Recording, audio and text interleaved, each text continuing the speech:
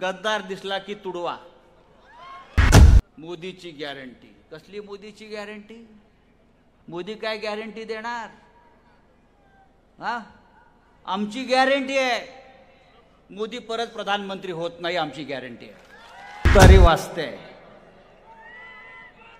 तुतारी वाजणार आहे.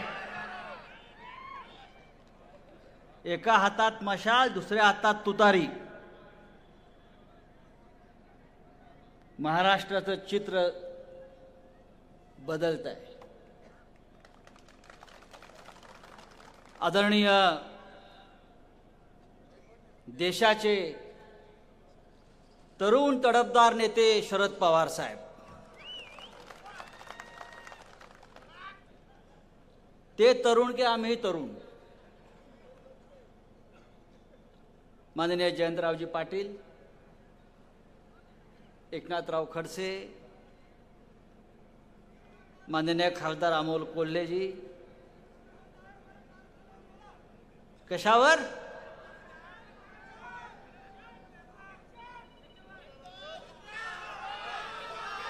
पन्नास खोके म्हणताय तुम्ही. इकडे किती मिळालेत? नाही, त्याचा भाव कमी आहे. एवढा भाव त्याचा नाही आहे, तो पवार साहेबांमुळेच होता. तो आता त्याचं मार्केट शेअर सगळा खाली गेलेला आहे. आता कळे उद्याच्या निवडणुकीत.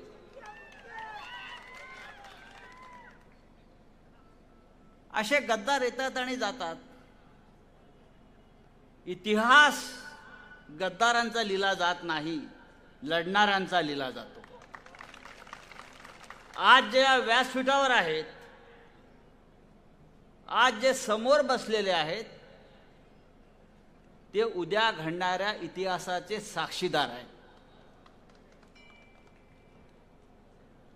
संघर्ष आणि स्वाभिमान हा महाराष्ट्राचा बाणा आहे.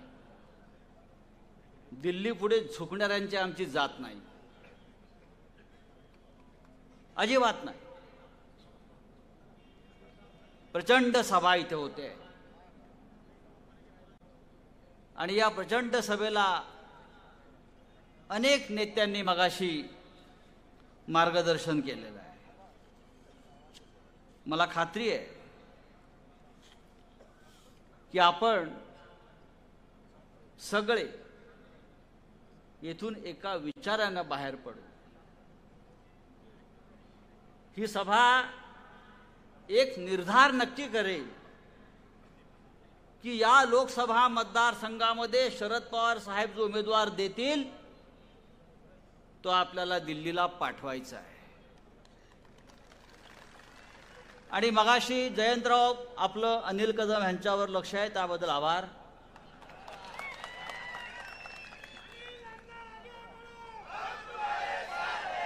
त्यांच्यावर असंच लक्ष असू द्या, त्यांच्यावर असंच लक्ष असू द्या. आपण दोघे मिळून त्यांना विधानसभेत पाठवून देऊ. तुतारीही वाजेल, मशालही पेटेल. किती लोक सोडून गेले या भागातले? 5.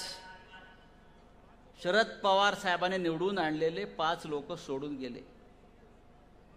पण पवार साहेबांना सवय आहे, गेले अनेक वर्ष ते लोक निवडून आणतात आणि सोडून जातात. पवार साहेब परत निवडून आणतात.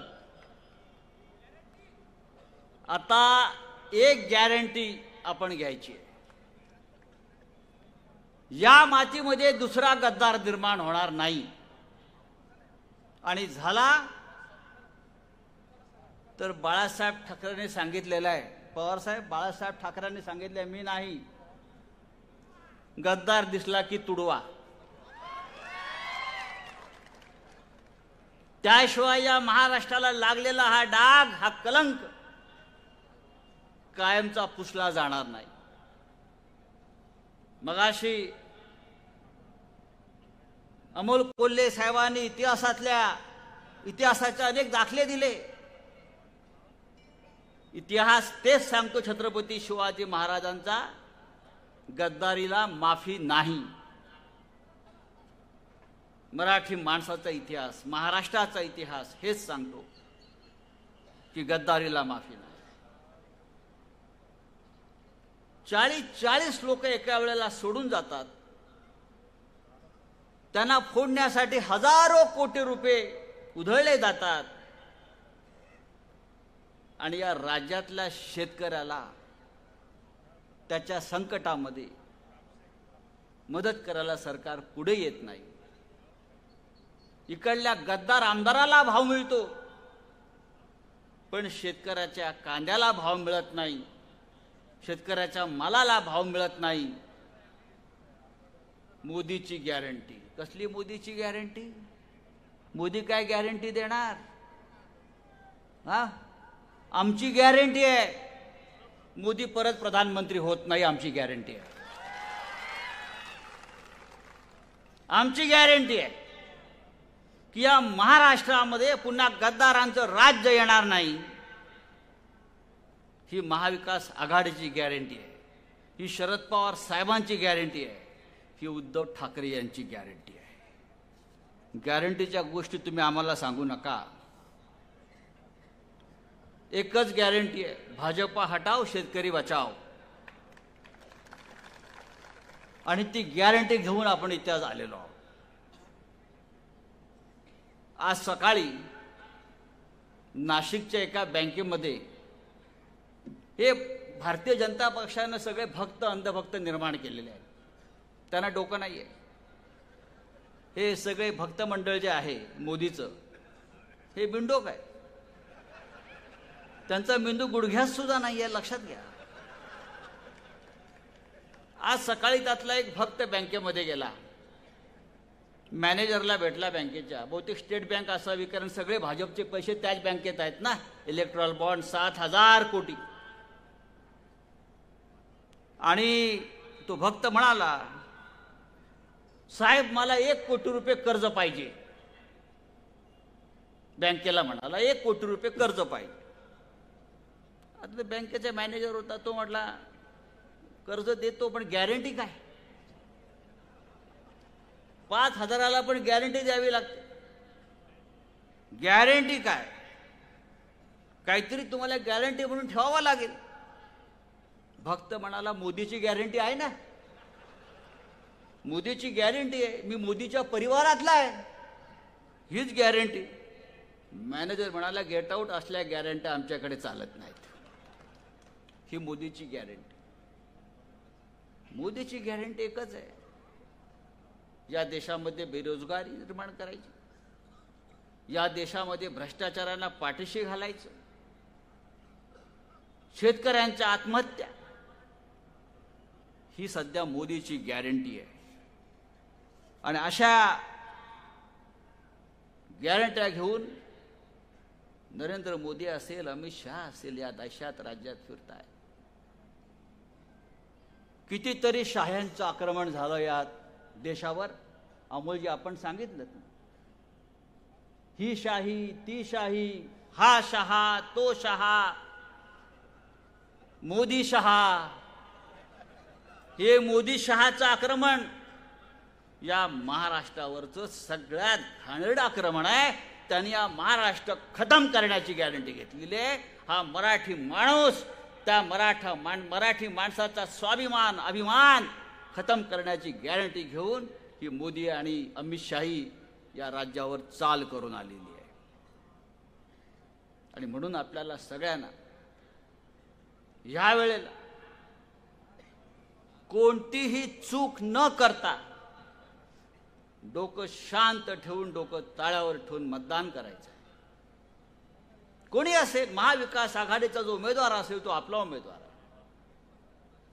मग तो राष्ट्रवादी काँग्रेसचा असेल, तो शिवसेनेचा असेल, तो काँग्रेसचा असेल. या देशामध्ये रामाच्या नावावर आता मतं मागितली जाते. अरे बाळासाहेब ठाकरे नसते तर अयोध्येत राम मंदिर उभंच राहिलं नसतं, आपल्याला माहिती आहे. बाळासाहेब ठाकरे होते, आम्ही सगळे होतो तिथे, म्हणून मोदीला त्या रामाचं मंदिराचं उद्घाटन प्राण प्रतिष्ठा करतात. एक लक्षात घ्या, मतं मागायची असतील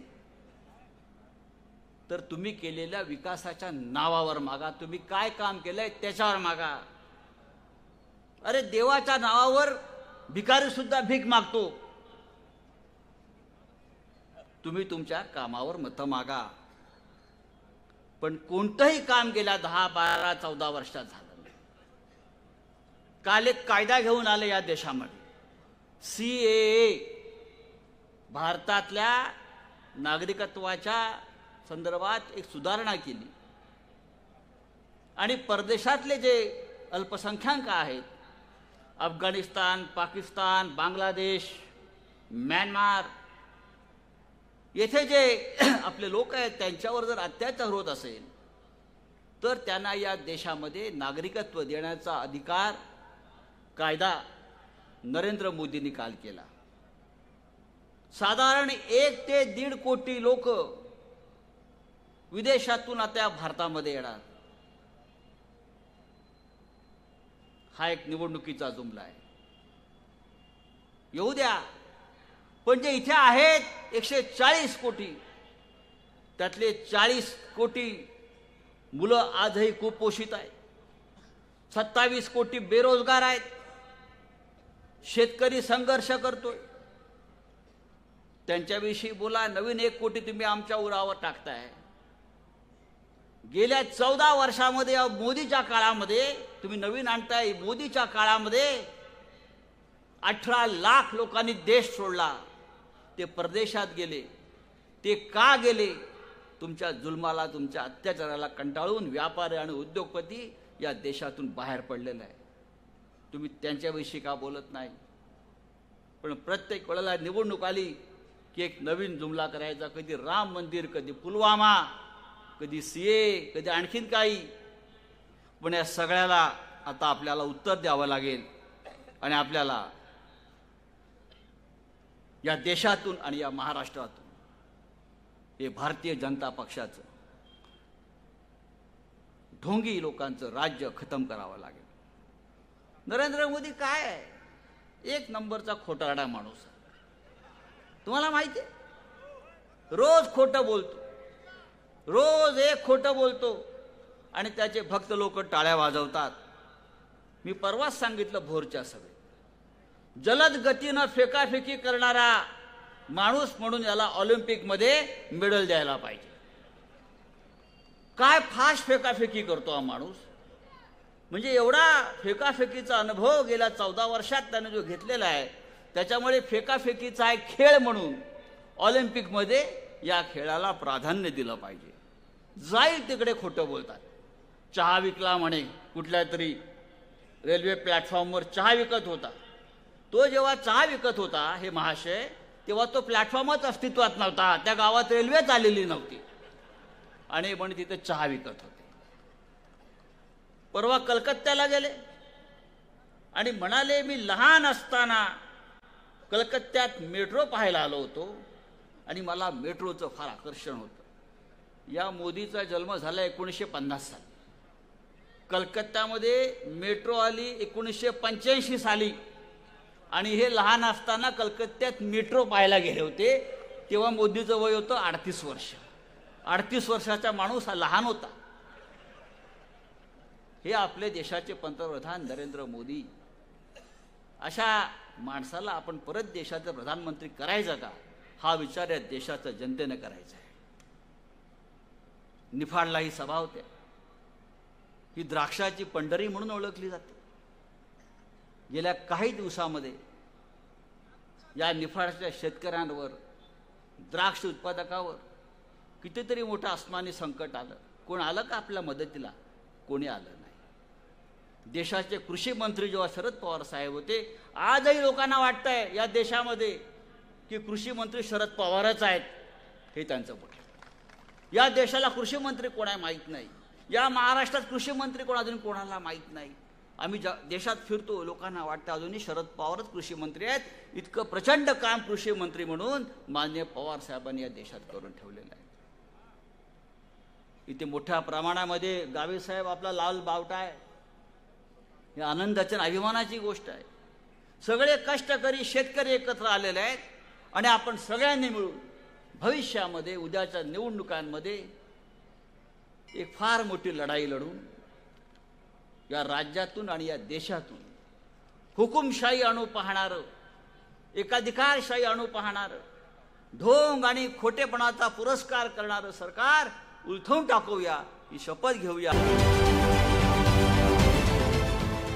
देश विदेशातील प्रत्येक घडामोडींचे लाईव्ह अपडेट मिळवण्यासाठी आता साम टीव्हीच्या सर्व सोशल मीडिया प्लॅटफॉर्मला लाईक, फॉलो आणि सबस्क्राईब करा। तसंच सर्व नोटिफिकेशनसाठी बेल आयकॉन प्रेस करायला विसरू नका।